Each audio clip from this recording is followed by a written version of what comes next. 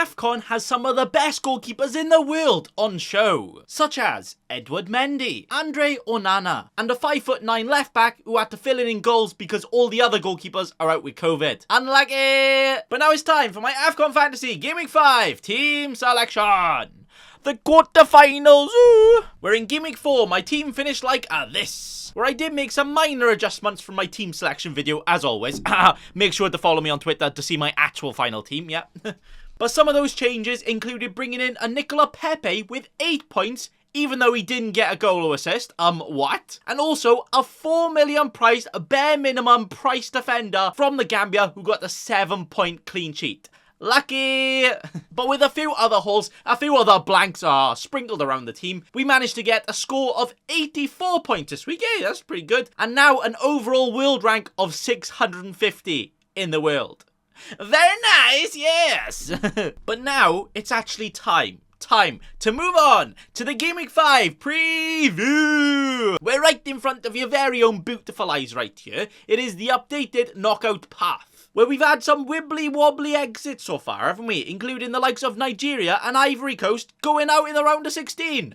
Oh, where a lot of us probably had a few players from them, so yeah, we really need to fix our team, don't we? As the players that have been eliminated, yeah, you're gonna want to chuck them in the bin, do that. But to be honest, all of the remaining teams, apart from Equatorial Guinea, are actually definitely good enough to back potentially to the final, never mind for the next round, so definitely good enough for your transfers this week in the fantasy. But we will chinwag about options from each of the teams in a minute. We're going over to the best team, my team. I actually only had 6 fellas knocked out myself, but everyone and myself will have 8 free transfers. So we will all be able to get to a full squad, no problem. Unless you got very unlucky, then I guess you are unlucky. But just because you have 8 free transfers, it doesn't mean you have to use them all, especially saying one will actually carry over, which could be useful. But that's also not to say that you can't switch out players that have qualified, but you don't really want them for this game. There might be a situation like that, so don't be afraid to change the player if you don't think they're good enough. But if I actually remove the boysies that have been eliminated from my squad, I will have 43 million in the bank to spend. Damn, son. So yeah, we really got a lot to work with, haven't we? And a lot to twerk with, oi oi. But who do we actually get in? Good question. So let's go back to the remaining teams and have a little chinwag about their options. Where Gambia are actually the worst ranked team in terms of world ranking in the entire tournament at the start, and they made it to the quarterfinals. Hey, fair play. Where Musa Barrow, listed as a midfielder who played out front in the last game, has been doing very well, and I actually had him in my team and captained him, and kept the captain on him. Fair play. Beaten by best manager, yeah. But their defenders have actually been doing pretty well too. But they will definitely be against the odds in the next game, playing the host Cameroon. But they have been doing pretty damn well, so not a bad team to back. Where Cameroon's main striker, Abubakar, has actually been the king this tournament, where he has the most goals and more fantasy points than any other player so far. Their other forward, Toko, has also got his hand on a good amount of fantasy points, scoring a few goals. But apart from that, they've actually shared the rest about, and not too many other players have actually got a lot of points. So apart from them two who are getting the goals, there's not really much else to get. There's not many clean sheets in this team. Not to say because they haven't kept clean sheets, they're not going to. But, you know, you do kind of want to back the teams that have been in good form. Egypt were the next team to make it through, then beat Ivory Coast on the penalties. They themselves have not scored many goals at all, clearly showing here by the fact their top 3 scoring fantasy assets are 2 defenders and their goalkeeper. Oh.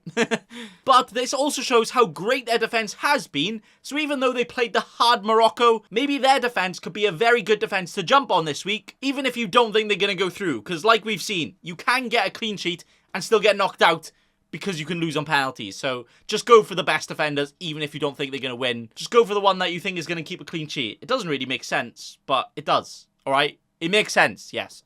But that Morocco team that they will be playing have also been pretty damn solid at the back, not conceding too many goals either. Which is also the reason Hakimi is their best top point scorer so far. But Boufal, Asmala and Saiss are also great options for your team if you need some more Moroccan spice in your life. Over to the other side then, we have Burkina Faso, who just like a lot of teams have gone through via penalties. Oh wow. Nah, just transfer out every player and only get in players that take penalties. Yes. They themselves have not been very good fantasy-wise this tournament, though, where their top performing player is actually a 5 million price midfielder who is the only one to break 20 points from all of their games so far. But then the fact that all of their players are quite damn cheap, you could get yourself a proper bargain here. In a fixture, they could win, you know. Tunisia are a good side, but they aren't really scoring too many, so I definitely think you get some cheap gems here. But that Tunisia side, even though they haven't been free-flowing in their attack, they have been very good at the back, only conceding 1 goal from open play in this tournament. So if you're actually looking for a new keeper, just like me, I reckon their 4.5 million price Ben side could actually be the one to get. Obviously, you don't have to get just one, but if you need one, he is definitely the one to get. Proper cheap, very good defense right now, and he's looking pretty solid. But they do also have some other players in their squad that could also do the bits. The final game then sees Senegal, who actually finally scored their first open play goal in the last round. Hey, congratulations! Which is also probably the reason why all but one of their top 8 scoring fantasy players are their defenders. How have they managed that? You literally can't even play 8 defenders at once. Well, he can, but no one does. Ow! But that also does kind of show how good the Senegal defense is right now, and especially with them having the best fixture on paper out of all teams, then their defense is definitely one you should definitely jump on if you don't already. Even if you've got 1 already, 2 is definitely not too much. Get them in. As the team they face are Equatorial Guinea, who have managed a surprise win against Mali on pens to make it through here. Damn, you swear there's like a penalty fetish going on in this tournament. Everyone's having a shoot, they're like, what is this? Their defense themselves have also been pretty damn solid though, so you could actually pick up a player from there if you need a cheaper defender. But the fact that they play Senegal, yeah, to me, they're actually the team to avoid. They could pull up an upset, right? But realistically, Senegal should win, right? I mean, watching this tournament so far, I shouldn't just assume those things, because everything can happen, apparently. But that right there is actually all the teams covered. So if we go back to my sexy team right here, where with all the money I've got right now and who I've already got in my squad, I think with my transfers, I will actually go for something like this. Bringing in and backing the favourites from each game and not worrying too much on who will go through to the next round, right? We're just focusing on this round. We're targeting the Senegal big boy heavy and also not going too heavy on Egypt, Morocco, because I don't think there's going to be too many goals. But I do think there can be goals, but it's not going to be too high scoring, you know. Maybe a 1-0, 1-1 either way is, I reckon it's going to happen. But whatever does happen, we're going to get in the best players, and we're actually going to get all of the points as we try and still push all the way to first in the world. We're only about 30, 40, maybe 50 points away from first, so it can still be done. Let's try it. But as always, my final team will be posted on the Twitter at NathMakinFC, so you definitely should follow me on that if you want to see the final team. But that is actually going to be all for today. So thanks for watching, and also, what have you got to do? There's one thing you've got to do, and that is, remember. Sorry, you got to remember. Don't be a cheeky scrub. Subscribe to Nathan Bacon right now.